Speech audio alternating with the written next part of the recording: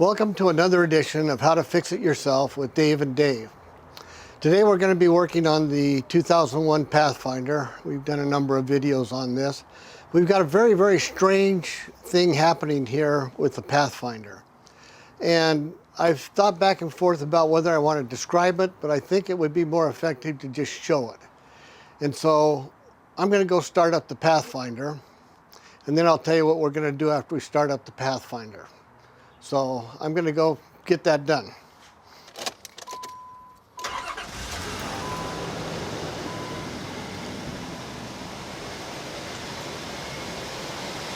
All right, so you notice how it started right up. I mean, it just fired right up. So what we're going to do now is we're going to take it on the road, and we're going to go run for 15 minutes or so, get it nice and warm, and then we're going to come back. We're going to shut it down, let it sit for 10 minutes, and cool down just a little bit, then we're going to start it again. And then you'll see what the issue is. So we'll take a break at this point. We're going to go run the car, and then we'll be back. All right, so now we're back from driving, and we've let it sit for about 15 minutes. Let's see what happens when we start it up.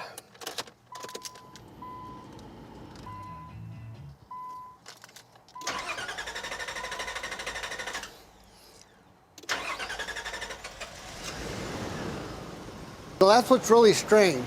Normally a car, if it's going to have trouble starting, it'll have trouble starting cold and warm, or it'll have more trouble starting cold than it will when it's warmed up. And so the big question is, what's going on that it's not firing right up when it's warm? So we're going to let the engine cool down for a day or so, and then we're going to come back and we'll do the diagnostics and determine what the actual problem is, because this is fairly unique. If you search for answers as to cold start great and warm start bad, you won't find very many hits. And so this is kind of a really unique situation that we've got here. So we're going to sign off for now, and we'll be back and pick this up here in a day or so.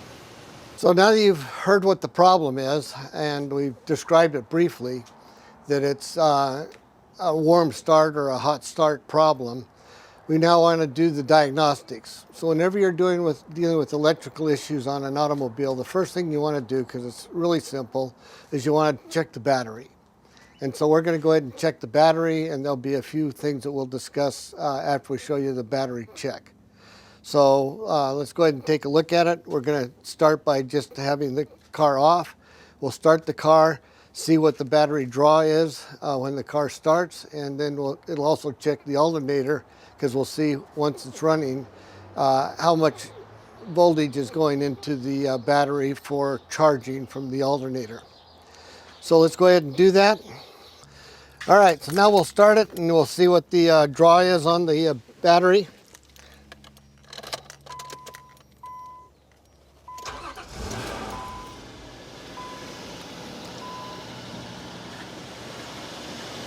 And you'll notice it didn't draw down very much at all. And we're up at 14.5 volts, which is a good alternator and good charge that's going into the battery. So we know that the battery's good. Now we also know that the starter's good, because when we did the warm start that you heard earlier in the video, you notice that the engine cranked really quickly. And so if it was a starter problem, when the starter gets hot, it drags and it kind of lugs. We didn't get the we got a real quick and but it just kept going that way. So we know that the starter's good, we know the battery's good, we know the alternator's good at this point. All right, so now that we've checked out the fundamentals of the electrical system, we're going to now take a look at the fuel system. So we're going to put in a test port where we can check the fuel rail pressure and all the items that are associated with that. So we'll show you how to put that test port in, and we'll give you a link and an idea of the test port number so you can order your own. So this is a test port that we're going to put on. This goes underneath the fuel dampener here. And so we'll just undo these 10mm bolts, pop it up, put this in, pop it back down, and then we'll hook up a pressure meter on here to monitor that. Now, let me explain a little bit.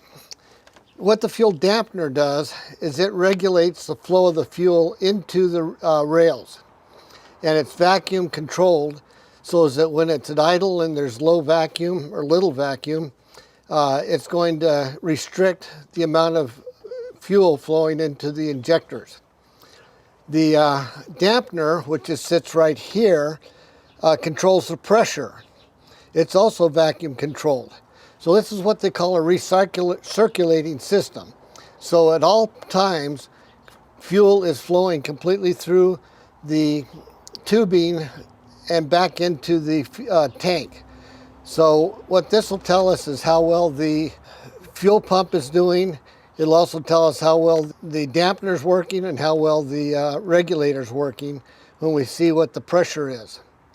So we're going to do it in 2 stages. We're going to do it first with the engine off, just to get it on, everything on here, and then we're going to go ahead and do it with engine running and to check how that is. Now that we've run the car, we have fuel and fuel pressure, hopefully, in the fuel lines here. So if we pop this off here, we're going to get fuel all over the engine. So the right way to do this is to eliminate the pressure on the fuel system. So we're going to pull the fuse to the fuel pump, which on this engine happens to be right here. You can look up in your owner's manual and see where your fuse is. So that gets rid of the fuel pump so it won't run. So I'm going to try starting the car a couple of times until it doesn't start anymore, and that'll eliminate the pressure out of the fuel line.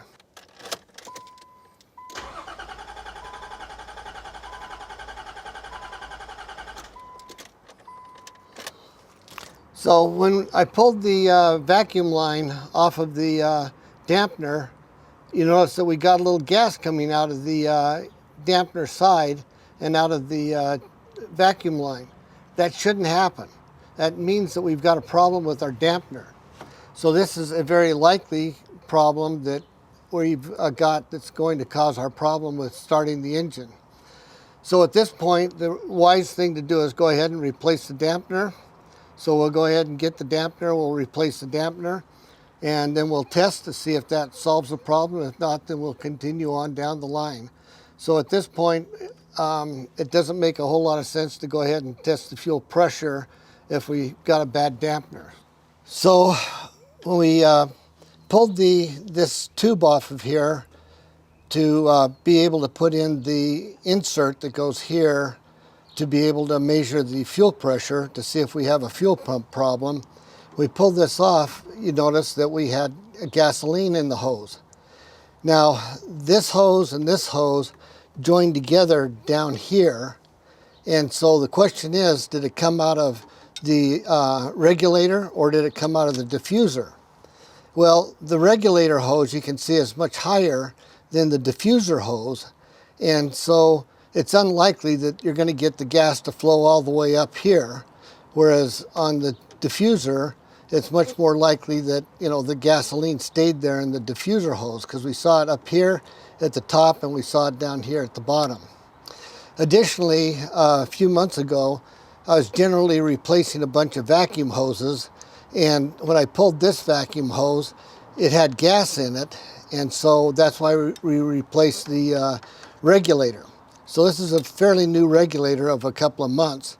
So it's unlikely that it's the regulator anyway. So it's got to be the diffuser. So that's what we're going to replace now, is we're going to replace the diffuser. We're then going to check to make sure it's running properly and see if we have the same problem with the hot start problem that we've been diagnosing here. And if we're all good and we don't have that problem, we'll go ahead and check the fuel pressure anyway, just to show you how to do that on these cars, but it won't really be necessary. But that's the approach we're going to do now. So we're going to now take out the old diffuser and put in the new diffuser. To take off the old diffuser, this is what the new diffuser looks like, and so we've got the same setup with the old diffuser. So you're going to have to break the gas line down here at this end that's down in here, and it's just a 2-nut. It's got the female side and the male side is down on the hard line, and so you just need to crack those open.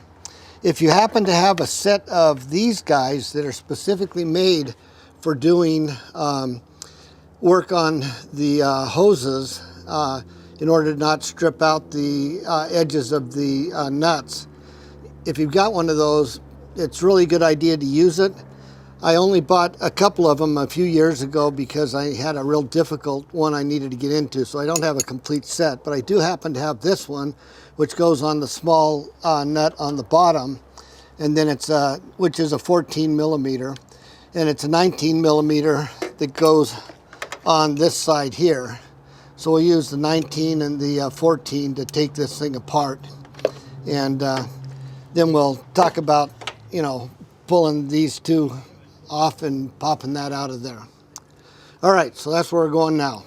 We talked earlier in the video about be sure and remove the gas pressure, which we were going to do when we were going to test the fuel pressure line under here.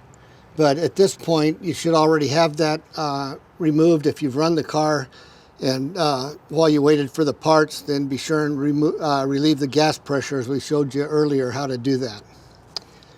All right, so now we're going to just pop the hose off, and then we're going to take these two out, which are 10 millimeters. So it's a fairly straight operation here. And as always, when working on cars, you always have something in the way. So we've got the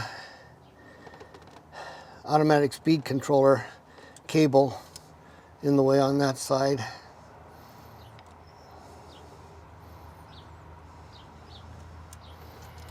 All right, and then it has an O-ring on the bottom, so you just have to kind of work that up and out of there. Okay, so you've got the O-ring here, so that's why it's a little tight. When we put the new one in, we're going to put a little grease on this O-ring to make it slide in there a little better. I'll show you here what the grease we use. We like this. I like this silicone paste. It works real well on O-rings and a lot of functions on automobiles. So I really like this stuff, but you want to use it very, very sparingly. You don't want to goop that on there, because remember, it is a vacuum line. So just get a little bit on a couple of sides and then just work it around, and then you're ready to go ahead and put it back in. So we'll slide that on down there, and when you put it in, you want to rock it just a little bit. You see that grease just makes it slide in there so nice. All right, put the bolts back in.